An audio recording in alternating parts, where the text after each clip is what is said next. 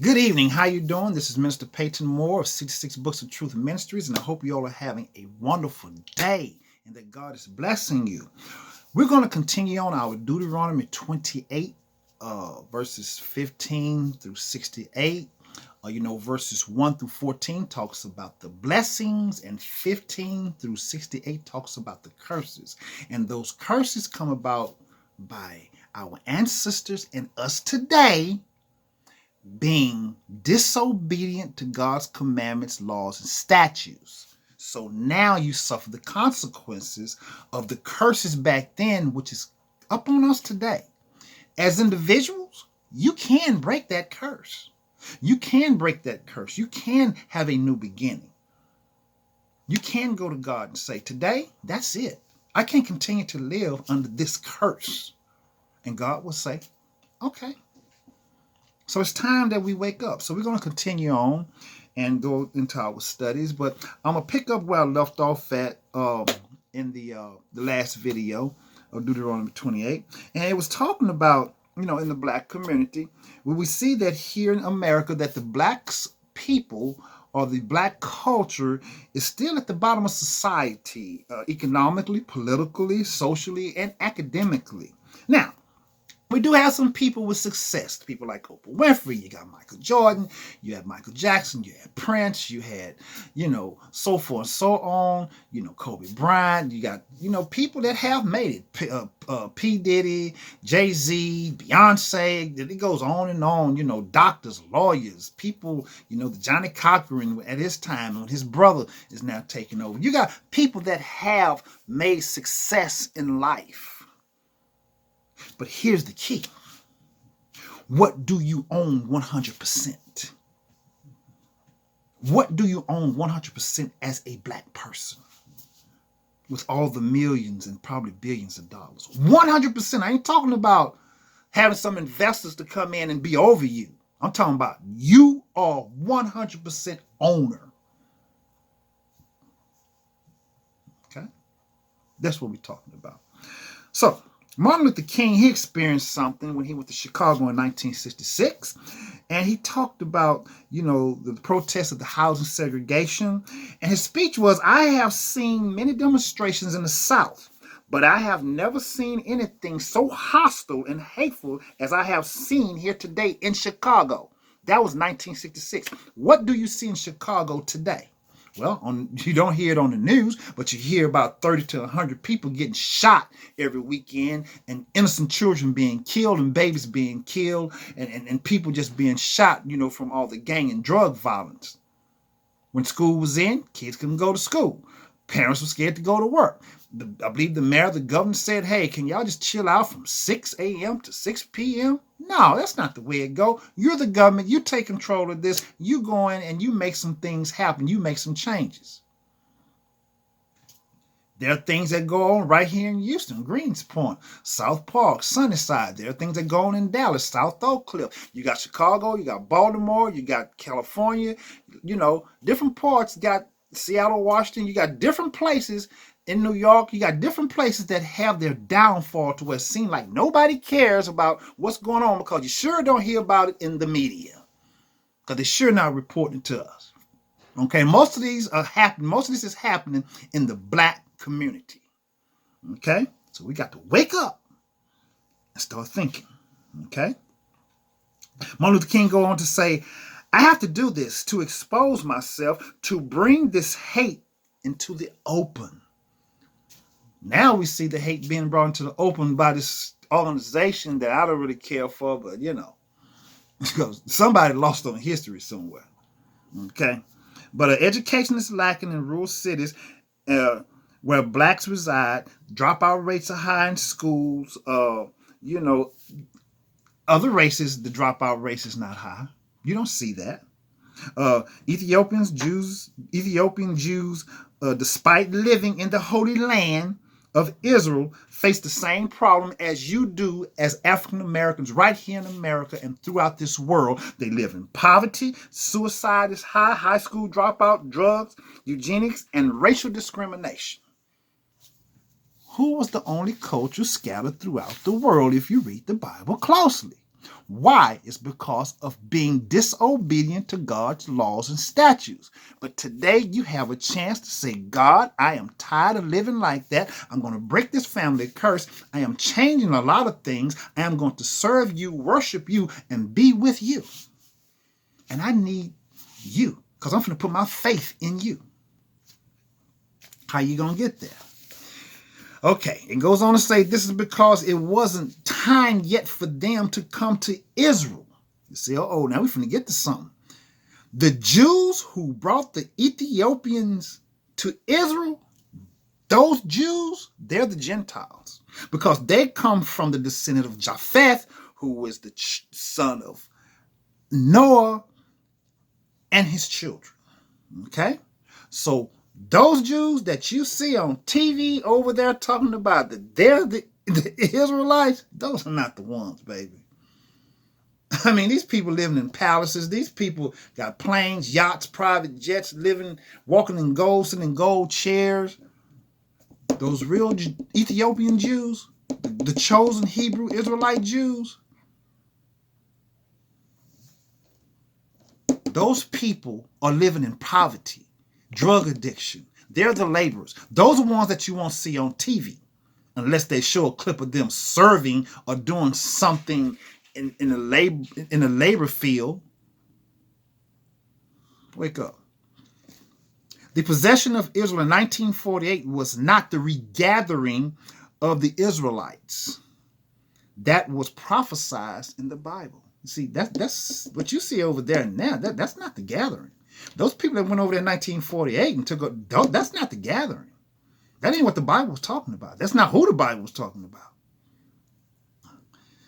See, it was the Ethiopian Jews who would have peace and brotherly love, acceptance in Israel. See, if you had the Ethiopian Jews over there in charge today, there would be peace today. Israel is a war zone. What part of this that you're not understanding about the Bible? Y'all watch too much TV. Let me tell you something. Too many of y'all and too many other races, you're going out to buy books about Black history when the Black history of our ancestors up to today is in that Bible. Today. Read it closely. Read the lands. Read the nations. Read the Bible. Somebody is not reading the Bible properly or not reading it correctly. Because you have been taught and programmed that those people, they don't exist anymore. When you're sitting up here looking at them like me in your face, those are our ancestors. Please, Africa. I heard a brother talk today. God was teaching and speaking to the people in Africa way before he was speaking to these so-called converted people. Whoa, that was deep. That's history. So, it goes on to say, neither is there peace for the European Jews in Israel, despite the Bible saying that the children of Israel should be in peace when they return back to their homeland. So that's why there's no peace over there. That's why there's no peace over there. So now let's get right on into Deuteronomy 28:17. Okay, we're going to keep going. We're going through this. Deuteronomy 28:17, it says, cursed shall thou be. Now say, cursed shall be thy basket and thy store. Cursed shall be your basket and your kneading bowl. Why is it that we as a culture always have to go into somebody else's house to get what we want? Now, I'm not saying that blacks don't own anything, but when you look at the whole picture, it's always like everything that the females need, 9 times out of 10, it comes from China. The weave, fingernails, the polish, all these designs, makeup, the hair extensions, the braids, a lot of the clothing. You go into the beauty salon shop, they got everything you need in there. And 9 times out of 10, it's going to say China on the tag. Okay? Here's some examples here. Blacks have not progressed in America as people despite being here over 500 years. Immigrants like the Jews, the Greeks, the Italians, the Koreans, the Filipinos, the Chinese, the Arabs, and the Europeans, the Eastern Indians, and the Latinos have surpassed us as a culture despite what's going on here. Only being here, maybe, they only been here maybe 150 years, maybe 200 years. These immigrant races are accepted in America without much discrimination. Got a problem here. Wake up. Malcolm X say, you're sleeping. Wake up. Okay? Their businesses thrive, making money off of who? The blacks. We go to their restaurants and eat. We go to the Asian restaurant. We go to the Chinese buffet. We go down to Chimichang and Chimichong, and you go eat the Middle Eastern food. You go eat the Jewish food. You go eat the food from every other culture. Thank God for Ray's Barbecue. Thank God for Mickey's Soul Food, and this is it. And Oxtails, Old Off 288. Thank God for some of the black restaurants that's open that are owned by blacks. Thank God for that. Those are the ones I go support to the best of my ability. But we have been programmed to spend our money in other people's businesses that's not even our culture. But we got to get this together ourselves, because there are a lot of times when blacks do own businesses, it's like you're always trying to get over on somebody. Okay? I used to be in the DJ business. And the problem was I had that 90% of my clientele was white Caucasians. I never have a problem with saying how much I charge. When it came down to my black customers, oh Lord, it was like negotiating. How cheap can I go? Or you have a black person that have a business, either they're going to do the job, but they're not going to do it correctly, but they're going to overcharge you. I've had that experience. Tried to get some businesses to my black brothers on a couple of my cars. Every time I took it, seemed like about 2 or 3 months later, having the same problem. Take it back. So I decided to take it somewhere else, to a Middle Eastern guy from the Middle East. He looked at it. He said, hey, come in. Let me show you something. Let me show you a picture of this. Bam. Rigged up all kind of ways. Wires not hooked up right. Burnt out the air conditioning motor and all this here stuff. And number one, they charged me the price, but they didn't put the regular GM part back on the car, nor the Ford part back on the car. My own black brothers. So now I lost trust in them. So it worked both ways. Now, so here we go. Here we go talking about the perfect restaurant you're going to. It just seems like every time you go to a Chinese restaurant, they got fried chicken, fried catfish, everything that you like to eat on a soul food level in their restaurant. But here was a question. It was asked. If they asked the Chinese family, Chinese lady and her family, if it was all blacks working in a Chinese restaurant, cooking, serving, and everything, would they go there and eat? You know what the answer was? Nope. They asked the Middle Eastern woman and her family the same thing. If it was all blacks in there cooking and serving, would they go there to eat? The answer was no.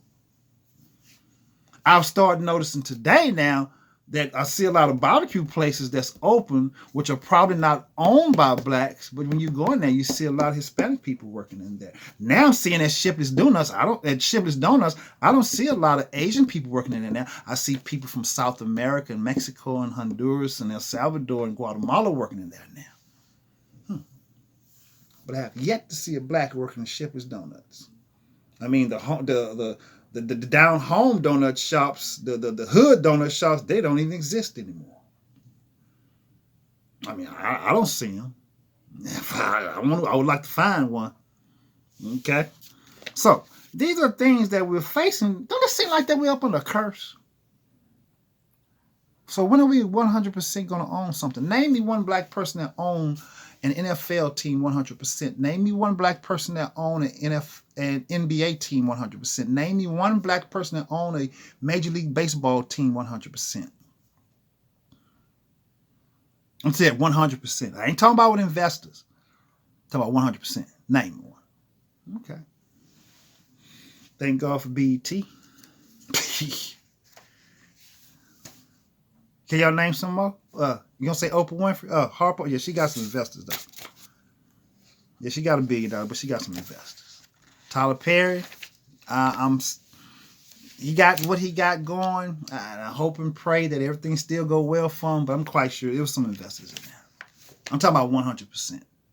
Now, you might have your name up there in your trademark, but I'm talking about 100%. Who are your investors? Because you have some investors over you to help you get some things going. I mean, not unless you putting everything you got into it, like P. Diddy. I mean, Master P and them cats like that, Woo woo. Give it up. Look at Lil Wayne and them. Give it up. Birdman, give it up. Okay? I'm talking about 100%, babe. Ain't nobody controlling their money. See, when you have nobody controlling your money, you 100%. Okay? All right. So when we gonna get to, like I say, when we gonna get to owning something, man, it seems like it's tough here. Let's talk about this real quick. Life insurance. This is another way you can get some capital to own something, but a lot of people, you always think somebody wants you to get life insurance so you can die so they can live off of what you got. Programmed. Here we go. Barbara Alonzo Harradon founded the Atlanta Life Insurance Company in 1905, and guess what? It's still going strong today. Fact, there is a lot of young people married, black today, couples who do not have life insurance on each other or their family. So when something unexpectedly happens, a death, it leaves a financial burden either on the widow or that widow's parents. How do that look for a man who done married somebody's daughter, something happened to their daughter, and you don't have no life insurance to bury your wife? So now you got to go to the parents. Or vice versa. The wife don't have no life insurance on somebody's son that she done married. And she got to go to their parents. How do that look? How do that look? Oh, now we got to do GoFundMe, or you got to depend on the parents. Wake up, black people. That's why you don't have something, because we're going to talk about something in this video to where you can capitalize on by having life insurance. Blacks have been conditioned to distrust each other when the topic of life insurance come up. Or it goes on to say, when are you going to get life insurance? Which is a question that comes up when automatically thinking in our heads that my spouse wants me to die so they can have financial gain or wealth. Okay? So when you die, you don't have nothing left for your children or your grandchildren. You're going to leave a struggling person here to try to bury you. Or this is what you can do. If you got the right type of life insurance policy, you can get so much life insurance and you can either borrow against it, or you can just take a lump sum and deduct what you're going to have. And I just only need maybe this amount to bury me, but I need to pay off this. I need to take care of this, so I don't have to be dealing with that. Educate yourself. When you going to own something? Here we go. Fact. It is a known fact that the white culture benefit financially from life insurance compared to blacks. This has been taught to them from their parents. When black couples are approached about this question, when you're going to get life insurance, they end up getting black people end up getting very defensive and questions the motive of the question. They say, well, why do you want me to get life insurance? Are you expecting for me to die? Or you just want me to get life insurance so I can kill over so you can move on and enjoy the money? All right. Blacks, it goes on to say, blacks automatically think someone is plotting on their death or betting on them to die so they can cash in. This goes back to the distrust of another programmed into us like the Willie Lynch programming. So when you going to own something? Okay. It goes back to talk about the letters and learned behavior from our ancient ancestors. So we delay getting life insurance because we think that we are too young to get it and that somebody is trying to benefit off of us. Unless you approve of it after living a long life. But sometimes something happens, an eventful thing happens, and you die unexpectedly. And then we're going to start seeing the GoFundMe page up on Facebook, which is very embarrassing. I used to see people going through the neighborhood with paper bags and pots and pans collecting money for somebody's death because somebody didn't want to spend $15 or $20 or $25 a month on life insurance, but you can go out and buy a $400 pair of tennis shoes. You can go out and buy $1,000 purses. You can go lease a house and leasing cars and doing stupid stuff and partying every weekend, but you can't spend money on life insurance. You don't even go buy a plot. Even if you don't buy life insurance, at least go buy you some plots. Does that make sense? You don't even own nothing to bury your own self in. Wake up. So now there is no life insurance for the kids, the wife, and no money to even help give you a proper burial service. Whites frequently deposit their life insurance checks from their loved ones, and they gain wealth each time someone dies. So what's the problem? I'm not telling you to get insurance because you expect somebody to die to gain wealth, but whatever's left over is yours. So you can move on. So you can pay off your house. So you can pay off the cars. So you can send your children to college. What does the verse say? Cursed shall be your basket and your kneading bowl. Cursed shall be your basket and your store. So when are you going to stop going to someone else's store and start listening to what God has to say? Now, everybody's not going to own a business. Everybody is not going to own a home. But at least own your spot the way you can be buried at. Quit wasting money. Quit being programmed. Buy the things that you need and you can be happy and have joy with. It's time to wake up. You sleep. You've been cursed. It's time to break that curse today. Let God come into your life. Let him show you how you can live an abundant life. I didn't say a rich life, a wealthy life. I want to be full of life. I want to be rich in life, but it's not always money. Some people think just it's money that makes them happy. Money don't make you happy. You can have all the money in the world and still have an empty hole in your heart. You can own all the businesses and companies in the world and have all kind of real estate and own this and own that and still have a hole in your heart. Empty. But on this earth, what we're trying to tell you is stop being bamboozled and say, God, I know you got a blessing for me. Today, I'm going to break that curse. I'm not going to live like my ancestors and my great-grandparents. I'm not going to follow that pattern. I'm going to college. We're going to get that education. I'm going to get that degree. I'm going to come out. I'm going to pay off my mom and dad's home. I'm going to start my business. I'm going to work at this company and hopefully and pray to God that I can be the CEO of that company. See, sometimes it's not always good to own a business because somebody needs somebody to work up under them. Sometimes you can live just as good without all that headache. Sometimes we try to do too much. But this millennial generation, everybody want to own a business, run a business. You ain't got $5 to even to put the water on for the business. So wake up. Think. Hope y'all enjoyed this message. It's time to break that curse. It's time to break that curse. Curse shall be your basket and your kneading bowl or your store. Have a nice day.